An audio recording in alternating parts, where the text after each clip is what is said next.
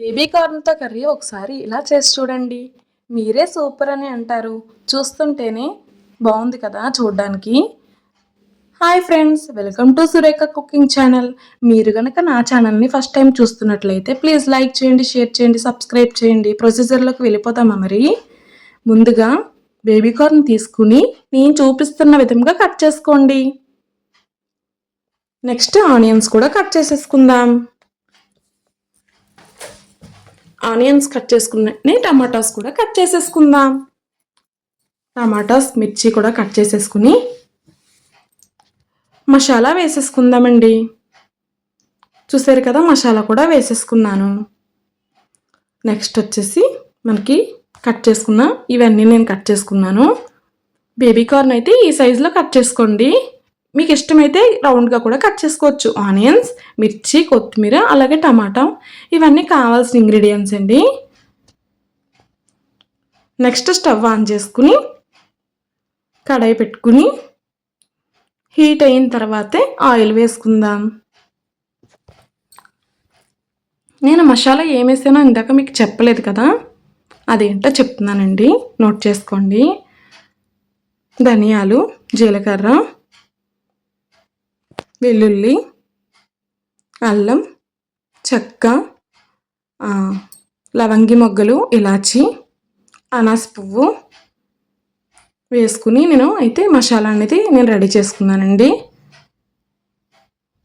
So మనం oil heat అయిన తర్వాత బేబీ కార్న్ కూడా వేసుకుని ఫ్రై చేసుకోవాలండి. నేను చూపిస్తున్నాను కదా, ఇలా గోల్డ్ కలర్ వచ్చేంత వరకు ఫ్రై చేసుకోవాలండి. చాలామంది బేబీ కార్న్ని ఫ్రై చేయకుండానే వేసేస్తారు, బాగోదండి, పచ్చివాసన వస్తుంది, అలా వేయొద్దు.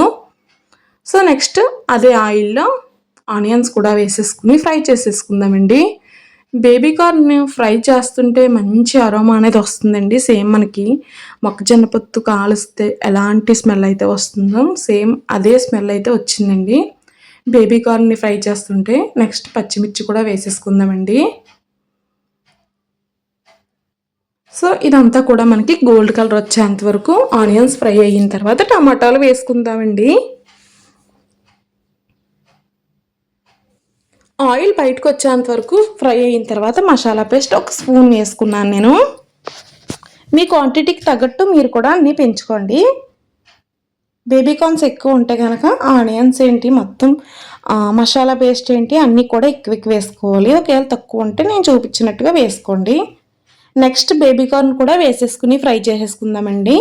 ఎందుకంటే బేబీ కార్న్ ఇప్పుడు కూడా ఫ్రై చేయాలి మళ్ళీ, ఎందుకంటే మనం వేసిన మసాలా అనేది ఏదైతే ఉందో అది బేబీ కార్న్కి కూడా బాగా పట్టాలి కదా. సో అందుకని వేసేసుకున్న తర్వాత పసుపు, అలాగే నెక్స్ట్ ఇంగ్రీడియంట్ సాల్ట్ కూడా వేసుకుని బాగా ఫ్రై చేసుకుందామండి. మన కూర టేస్ట్ అనేది ఇది ఫ్రై చేసే విధానంలోనే ఉంటుంది. నెక్స్ట్ ఇంగ్రీడియంట్ కారం కూడా వేసేసుకుందామండి. ఒక స్పూన్ కారం అయితే వేసుకున్నాను నేను. మీ టేస్ట్కి తగ్గట్టు మీరు కూడా వేసుకోండి. ఇది ఫస్ట్ మనకి మేకింగ్ బాగా ఫ్రై అవుతేనే మనకి కర్రీ అనేది టేస్ట్ వస్తుంది. సగం ఫ్రై చేసి వెంటనే వాటర్ కనుక వేసేస్తే కనుక బాగోదండి. సో మొత్తం ఫ్రై అయిన తర్వాత నేను వాటర్ వేసుకున్నాను. వాటర్ వేసుకున్న తర్వాత బాగా దగ్గరకంటా అవనిద్దామండి. కొత్తిమీర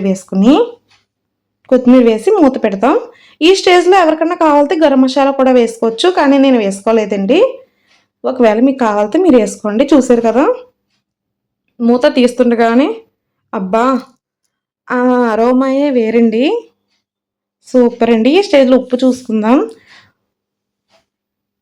ఉప్పు ముందుగానే ఎక్కువ వేసుకోవద్దండి, మొత్తం అంతా కూడా మనకి ఖరాబ్ అయిపోతుంది.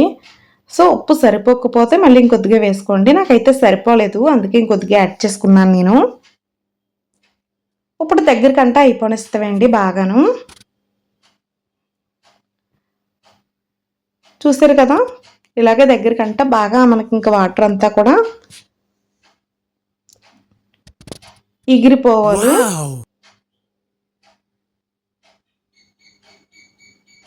చూసారు కదా, దగ్గరకంటా అయిపోనిచ్చి.